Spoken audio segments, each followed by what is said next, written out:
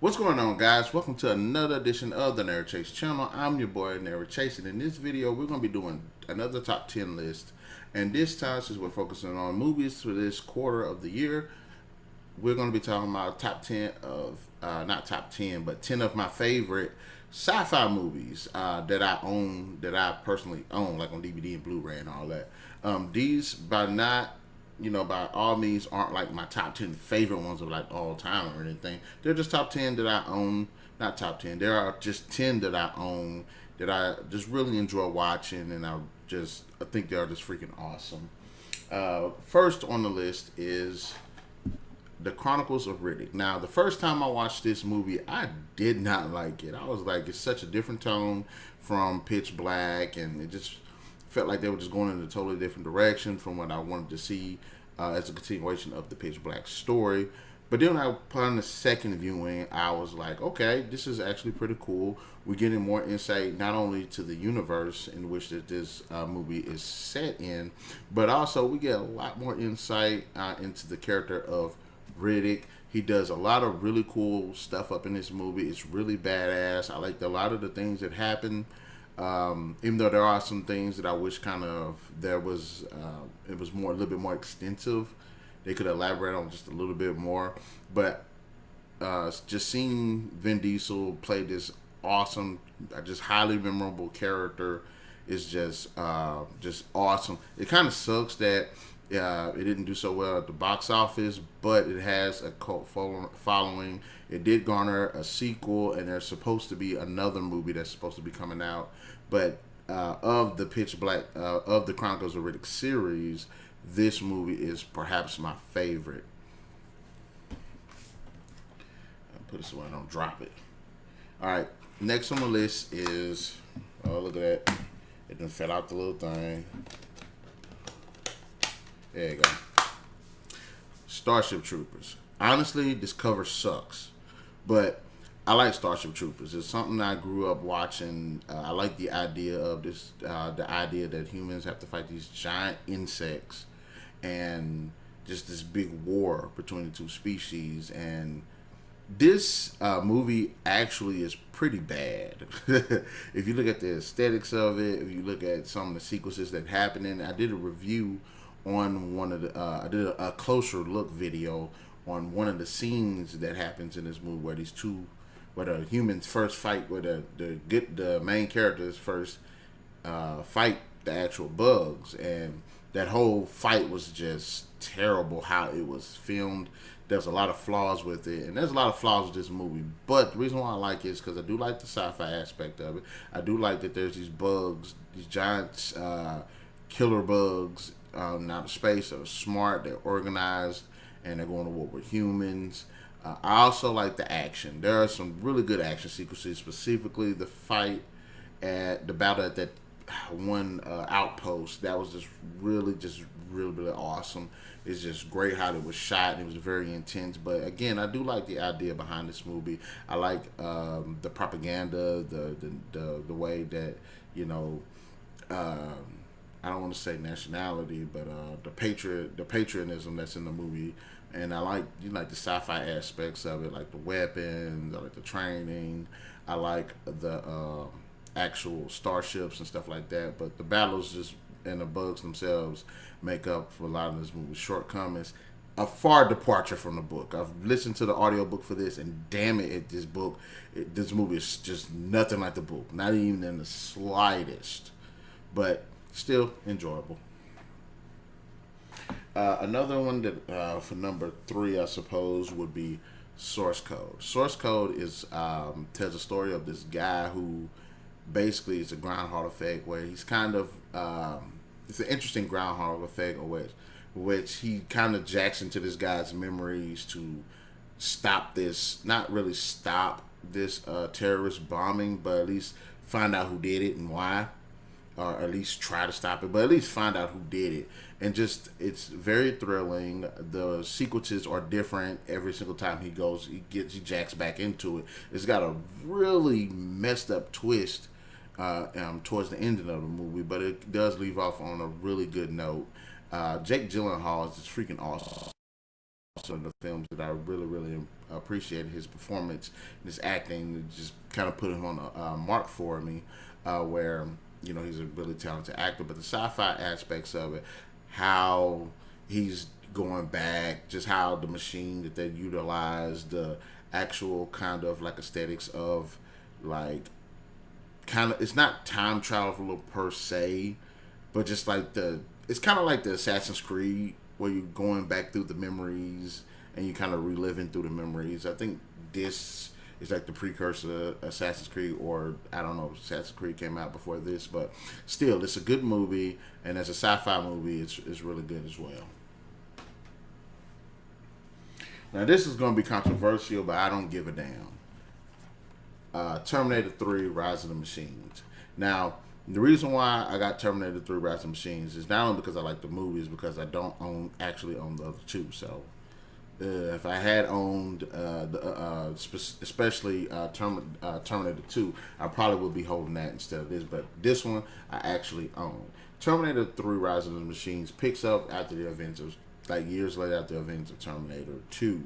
And at first, again, this is one of the movies when I first watched it, I didn't like it. But then when I went back and rewatched it, I grew appreciation for it because, one, I did like the evolution of the character of John Connor. You've experienced all this tragedy. You went through this very tragic event in your life, and you're like, okay, that's a destiny that you feel like you don't want anymore because the pressure.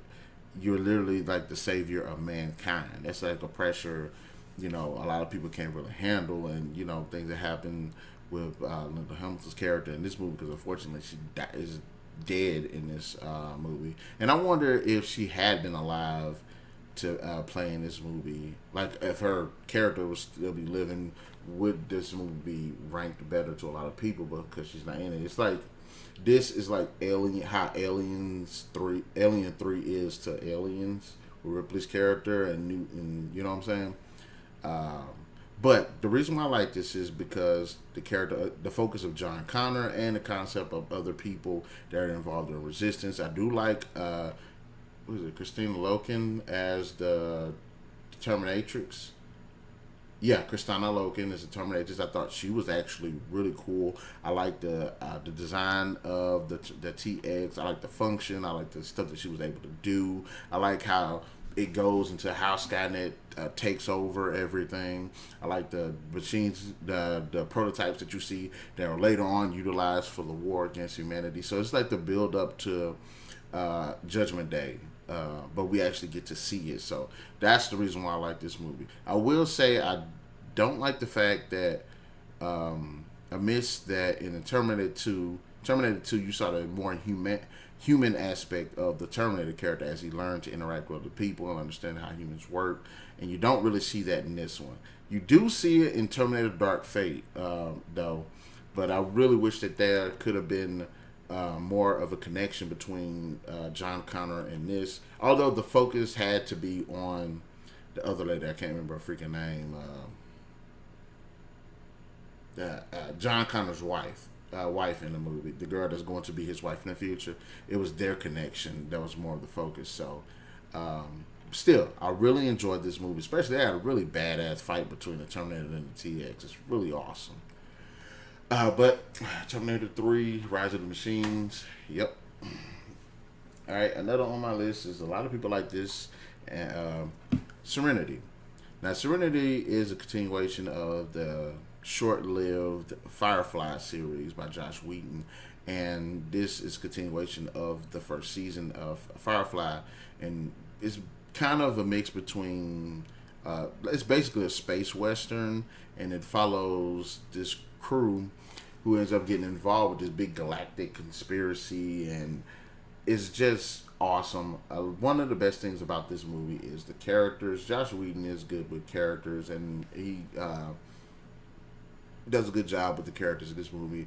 And of course, Firefly gave us River Tam, who is this girl that's kind of messed up in the head, but when it comes to fighting, she kicks ass. Now, my only problem I have with this movie is there's a fight sequence that happens in it where she's killing these things called Reavers, which are, you end up coming to find out, or used to be regular people, but they were exposed to this toxin due to this government conspiracy that turned them into these vicious rapists, killers, murderers, and all types of stuff. Scavengers, whatever you want to call them. They're worse to worse. And no conscience down there. But it's a fight where she's kicking ass, and we don't get to get a good shot of it. Get like a good 30 like 15 20 seconds, but I wanted to see like a good 3 minute of her just kicking their ass. But it's the characters that make this movie cool. It's got good visuals. There's this awesome space battle that's in this freaking movie. And this movie kind of put me on to Chiwetel Ejiofor. I don't know how to say the guy's name, but this movie kind of put me on him. And then I watched it, and I was like, okay, this guy's a great actor. So, anyways, this is a really good movie. The sci-fi aspects are good. The Western aspects are good. But again, the best aspects of this movie are the freaking characters. Let me go ahead and give me a little drink of water, because, woo!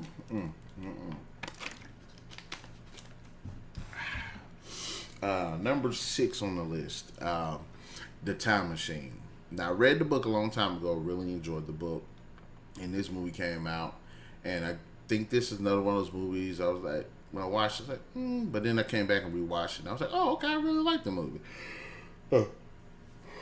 Excuse me. Now, the Time Machine is about this guy who invents a time machine because his wife or fiance dies, and he invents a time machine to try to save her. But after creating the time machine, he ends up going like millions of years into the future, where humanity has, like, the world has changed. Humanity has devolved into these two races. One are basically humans, but they're like peace-loving and they're non-violent, I guess. And then there's these war-mongering, cannibalistic humanoids. And I really enjoyed the book. I really did enjoy the book. But I really like this movie as well. I like the way that the time machine itself is designed. I like the way the people that he encounters in the future are. In the book, they're a bit more, I don't want to say animalistic. Have you ever seen the original Planet of the Apes, where the people couldn't talk and they were kind of animalistic? I think this is kind of how they were in the book. They were kind of animalistic, but they were peace-loving and stuff. But in this one, they're smarter. You know, they still retain intelligence, so they construct stuff and they talk and all of that. It's kind of weird that they speak English, but you know, millions of years into the future, English is the dominant language. But still, I really enjoyed this. I also really enjoyed Guy Pearce. I think he's a fantastic actor. I love him in almost everything that I've seen him in, and he just does a fantastic job in this film. And anyway, and also there's interesting, like, a paradox that he ends up coming to learn, where I'm just gonna spoil it. There's a creature in this that controls the cannibalistic humanoids, and he tells him, he's like, you know, the reason why you can't save your wife is because you invented the time machine, and had she not died, you wouldn't have invented the time machine. So it's like a paradox. So I thought that was pretty cool. And he's played by Jeremy Irons. Jeremy Irons is pretty good too. But this is actually a pretty good movie in my opinion. Of course, everybody has to throw this on their list as best sci-fi / horror. Aliens. And I got the special edition. So Aliens picks up after Alien, which was definitively one of the movies that just put the sci-fi horror on the map.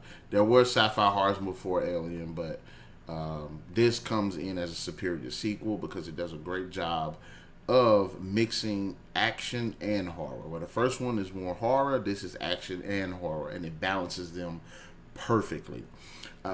We follow Ellen Ripley, who ends up going to this planet that's infested with xenomorphs. Along with her along come Marines, and you just get this war between the xenomorphs and the Marines, and it's awesome. And they do have some memorable characters, but it's good to see the evolution of the character Ellen Ripley, and this and her character evolves almost in the sense that Sarah Connor evolved from the first Terminator movie to how she is in the second Terminator movie. And, you know what I'm saying, you get a stronger, more take command Ripley type, which you do somewhat see in the first movie, but it's really pronounced here. This movie has gone down on a lot of people's lists as the best sci-fi horror movies, horror movies. It's on a lot of people's lists, but I really enjoyed this movie. It's pretty awesome, and it's great to see the Xenomorphs do their thing on. You know what I'm saying? Because it's freaking enjoyable watching. I've seen this movie like a million times. What makes me mad bringing this out though, because I had Predator 2. Predator 2 is one of my favorite sci-fi horror movies too. I can't find that damn DVD, so at least I got one of them. But Aliens, that's what I'm talking about. Now this one is relatively new on the list, but it's still something I've actually enjoyed. Ex Machina. Now this movie helped put Alicia Vikander on my radar as well, and she plays this artificial, basically this robot, this AI robot, and it's just like really hardcore thriller between her and this guy, and this guy's trying to figure out can she genuinely have feelings and thoughts like a regular person, or is this just a result of programming? And it's a great psychological thriller because she acts so human, because she does become human, and you just see how he's testing that, and it's a very interesting movie. It's a slow burn, but the scientific aspects of it make the movie worth it, and also she just does a fantastic job, and like I said, she even made one like my top 10 like robots and movie robot list. But this is a really good movie, and I think people that like a good movie with good characters that has a suspense to it and focuses on really good direction definitely should be able to check this out. It's really good, and as it says, Academy Award winner, best visual effects. She looks absolutely amazing. But special effects wise. All right, now this is going to be very controversial too. The 2009 Star Trek. I really like this movie. It actually got me back into the Star Trek craze. I liked Star Trek. I watched Star Trek when I was growing up, and I kind of fell off. It's kind of like Star Wars. But then this movie dropped, and it got me back into watching Star Trek. I really like this. It basically reboots the Star Trek franchise, and it gives us it shows the cast and crew with a younger generation of them. I liked everybody that was cast. I thought they did a great, fantastic job representing the characters. I don't care what anyone says. You might not like the fact that it's a reboot, but everybody that they cast actually played the roles of those characters exceptionally well. Chris Pine was a good Kirk. You got Zachary Quinto, who was a good Spock. I like Carl Urban as I can't remember that guy's name. I always forget his name. I like that weird guy from the Asian dude. I can't remember his name either. Well, I'm bad at names. Good God.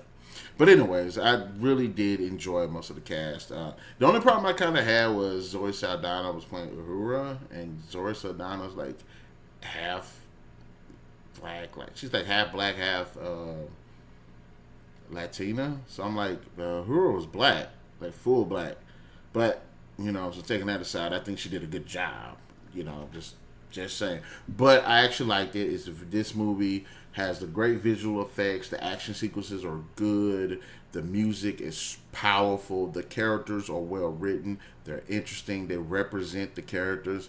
Don't care what nobody say again. All of you stands, they represent the characters like they back in the day. Even Simon Pegg is in the movie. He's actually really good as well. So, Star Trek, you're on point. And lastly, one of my favorite movies of all time is Children of Men. And this movie isn't the first movie to have this concept where people are sterile. They can't, most of the population is like sterile. There hasn't been a child born in like almost like a decade or two or something like that. And the world is crap because humanity is on the brink of extinction because of it. But lo and behold, there is a child born. So what happens? All hell breaks loose. This movie is really good. It's very powerful. The one shot aspect, the way the movie, for one thing, the way the movie's shot is just great. There are very, very, very long takes where all this stuff is going on with no edits, no quick cuts, nothing like that. This movie is fantastic in its presentation. I love the burn of it. I love the characters are in it, the performances. Oh, they got a lot of really good performers in it. Michael Caine, Julianne Moore, Clive Owen, Chiwetel Ejiofor, whatever the guy's name is. I always butcher his freaking name. But he's in the movie, and this movie definitely made me like Clive Owen a lot because he just gives such a really good performance. But this movie is just A1. This is probably one of the best movies that I own. I think it's awesome, and I think everybody should actually watch this movie. Just see how gritty the world is and how people act in such a scenario. But good movie, good movie. Anyways. All right, then, guys. Those right there are top 10. Not top 10. I keep saying top 10. 10 of my favorite sci-fi movies that I actually own. If you like these movies, go ahead and let me know in the comment section below if you didn't like them. In fact, let me know what 10 of your favorite movies are that you actually own. Because there are 10 movies. There's a whole bunch of movies out there that's sci-fi that I don't. I do. In fact, where in the hell is my... You know what? I just thought about something. Edge of Tomorrow. I don't even know where that movie went. That's one of my favorite movies. And I own that. I don't even know. I didn't even see it in there. So somebody was just taking my movies. I don't like that. This making me mad. But anyways, in the comment section below, let me know what 10 of your favorite sci-fi movies. And did you agree with any of the selection that I have?